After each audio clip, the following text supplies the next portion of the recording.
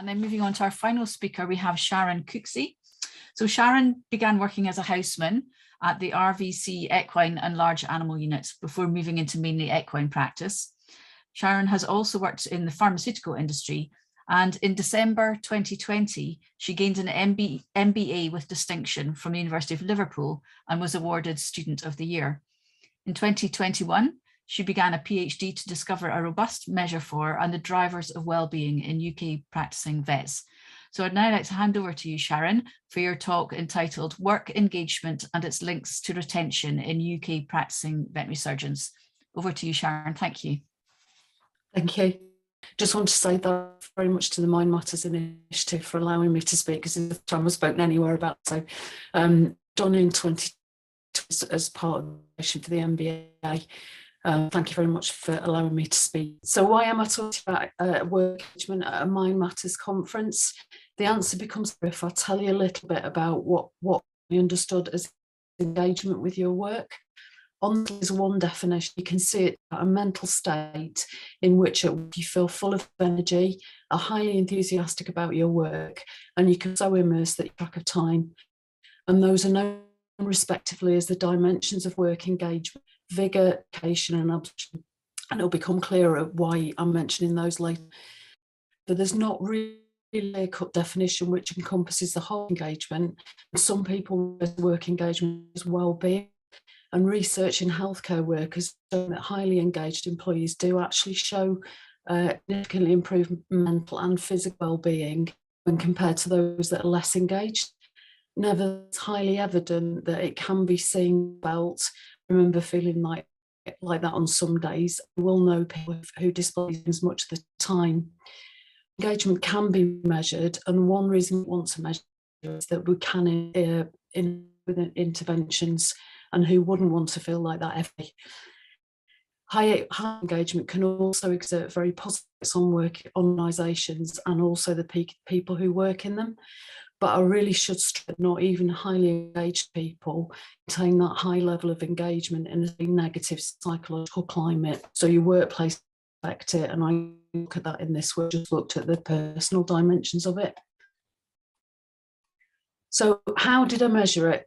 I wanted to investigate work engagement, but also to measure it. There are actually many scales and tools that would measure work engagement, but there seem to be two in common use, and the Utrecht work engagement scale is one of them. It was developed as it could measure positive outcomes for people at work, and focusing on knowledge of work strain, so things like stress and burnout. It's a short form questionnaire with 9 questions. 3 questions each relate to those 3 dimensions I spoke about before. And we calculate the score of each within that group of 3, and then also within the whole group of 9 questions to work engagement total. The questions ask how respondents feel about their work on a 7-point Likert scale. From I've never had that right through to 6, I have that feel every day or always. And then those scores can be converted into numerical data to be analysed. Thank you. So looking at my sample, collected the sample via an online anonymous questionnaire. I got 420 respondents, which was brilliant, but only 340 completed. Responses from vets working in UK practice. To mention here, we know about this. The confounding factor would have been that it was launched literally a week after we were locked down at the end of 2020. It ran for a month, but it was an unprecedented situation and a weird time for everybody. So look at what I measured in those sample respondents. I looked at age group, and those age groups might look weird, but they actually relate to the age ranges for X generations. As your Generation X, and then Generation Z, I think it is for the youngest guys. That distribution actually fairly well with the population in the veterinary population at the moment. I also asked what kind of work they did, so that's represented by sector. The large 58.3% worked in small animal practice, and 29% of responded in equine only practice. Those proportions you'll probably know are not compared to the general population in the vets.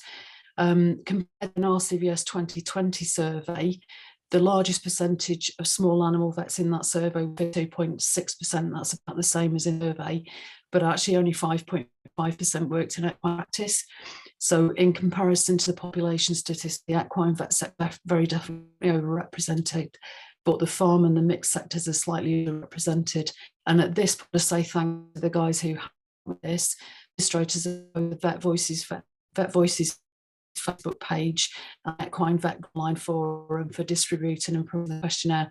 The Equine Vet Group Forum were very the sector other represents some difficulty in interpretation because we don't know what it relates to. It relates to exotic practice or vets working in non-practice sectors.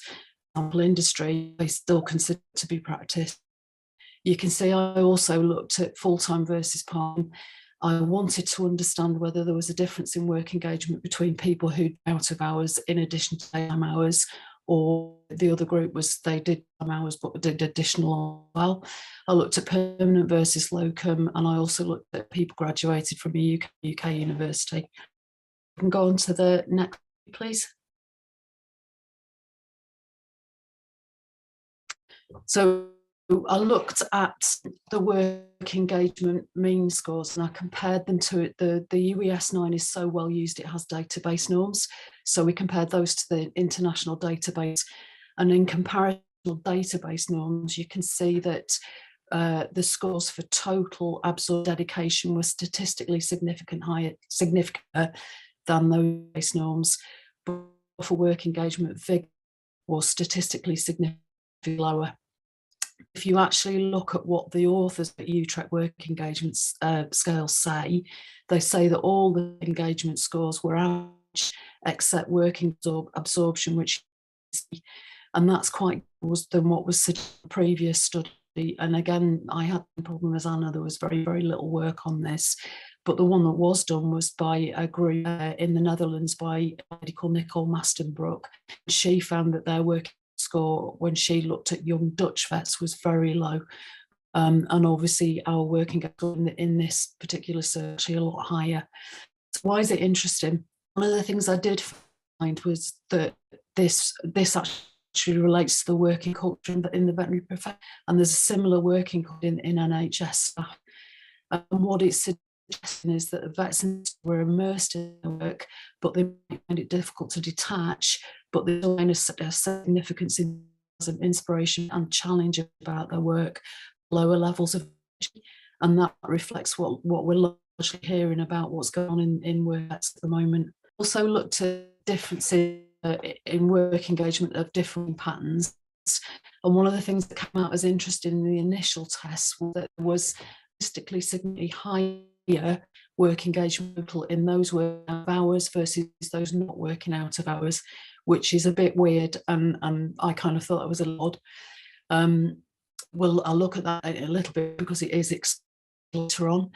The other thing is I found very positive is that there were no significant differences between the average engagement or the mean work engagement total in the groups between full versus part-time work, permanent versus non-degree. And I know there are some feelings in some areas that part-time workers aren't quite engaged in neurolocums, but certainly in this study there were. If I can go on to the next slide, please. I also looked at the effect on work engagement, and actually one is the initial groups. And groups, there were significant differences, but when you look at the actual score, different. So what we did was we recoded. We were worried it was quite a small, we don't really know what it means, and also the farm animal only group was quite small, so we recoded into animal, we left we recoded into a group called large animal, where we put farm animal only, equine only, and mixed. And when we did that, looked at whether the variance of engagement were explained by being in those sectors, it came out as being significant. So the guys that in the large animal sector had significantly higher totals than those in any other group.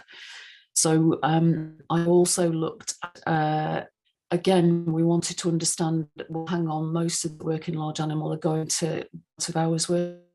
So we controlled that out of hours, and when we controlled the out of hours difference, there was a significant difference. So that where we saw that difference between out of hours being higher, it's explained by the cell, not the out of hours itself. So I think this is probably one of the most significant, and as for where I'm from researches, I couldn't find whether this had been before in vets. So looked at the work engagement in relation to intended remain. So that's a of turnover. It's a I do understand about correlation, but I still think it's significant in that we found positive linear, highly statistically significant correlation between engagement total attention to remain. And you can see there on the left, it says, I will definitely not run, right, I definitely will run. And proportionate increase in work engagement as the intention to remain increases. That kind of gives me an indication that work engagement is something practically useful for the sector, and particularly right now. Can I just go on to the next slide, please? Next one is one of these again where I didn't find any statistical significance. I looked at the difference between work engagement and age, and there's a generally pattern within populations that when you first get to a working environment, you're really engaged, your work will be slightly higher.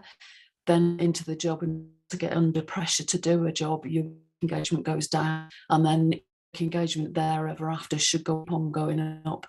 Now, in this significance, there is no statistical significance between any of the scores. If you are just seeing little work engagements, but what concerns is that in the workforce is the work engagement continues to go up with age, and there isn't any significant demonstration of that here. And one of the worries about is that a lot of guys in those older age groups are going to be leaders. They're going to be people who are bosses. If their work engagement is low, an example for their younger colleagues. Particularly of interest now, because we're starting to see the older ages overseas veterinary workforce population going up. In 2017, it was about 20%, 2019, 84%. And if some of the initiatives that the RCBS are discussing about trying people back into practice who've left, they may well be older.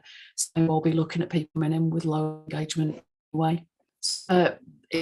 Summation, the Utrecht work engagement scale is a well validated, well used measurement which investigation and measurement of positive outcomes rather than budgie.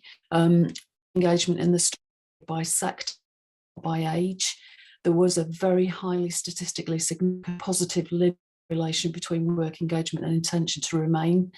So I'm going to leave you with a is there a potential to improve both well-being and retention in vets working in practice by looking at work engagement?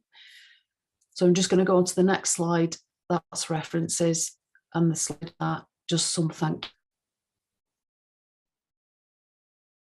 Slide after that.